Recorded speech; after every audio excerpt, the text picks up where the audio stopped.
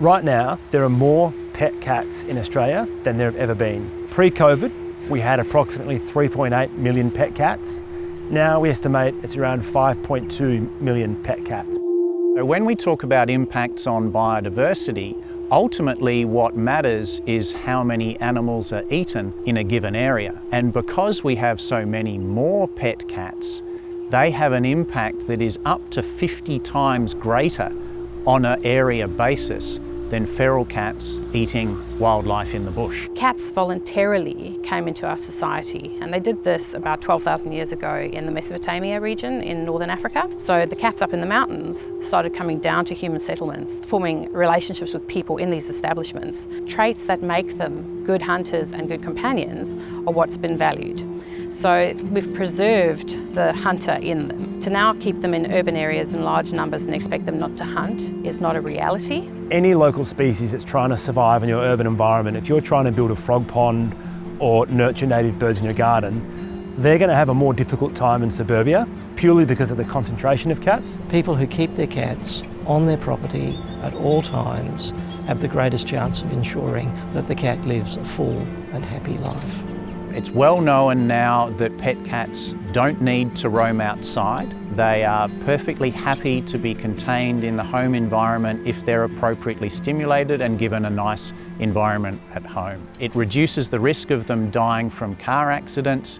It reduces the risk of catching diseases, of being bitten by snakes and being attacked by other dogs.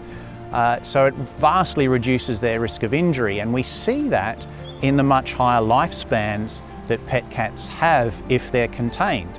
We know that pet cats will take animals and will kill animals whether they're well fed or not. They do it because they like to hunt. We also know that pet cats don't bring home all of the animals they kill. They only bring home 15% of the animals that they will kill, and animals that they maim and injure are left to run away. So for people who say, my pet cat doesn't kill, you don't see it doing its killing. During the day, they will take reptiles and birds, and during night time, they will take frogs and mammals.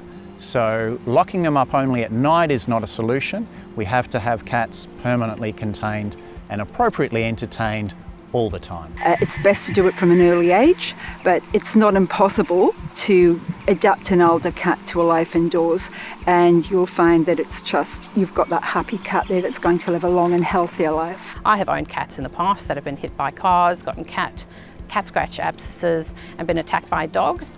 Now, if I had spent half the money that I had spent on those medical bills in keeping my cat indoors and providing it with entertainment, I could have built this cat the Taj Mahal of cat enclosures and have had that cat for many more years. Rather, I lost cats and experienced a huge amount of trauma and financial loss because I didn't keep my cat indoors. Now, keeping my cats indoors, they're all living to a ripe old age. I've got a 16 and a 19-year-old. And I mean, what's better than that? That's basically having, you know, an extended family member with you. So the cat laws, when they do come, and I think it is inevitable that Australia's moving down this path towards permanent cat containment, I think it can only be a good thing. There's no regulations at the moment for cat containment, so I think if we're going to have cat containment, it's got to be across the board in WA and not ad hoc between different councils. The best path forward would be a change in the Cat Act, so it's uniform. The challenge that we've got though in Western Australia is there's so much confusion about the Cat Act.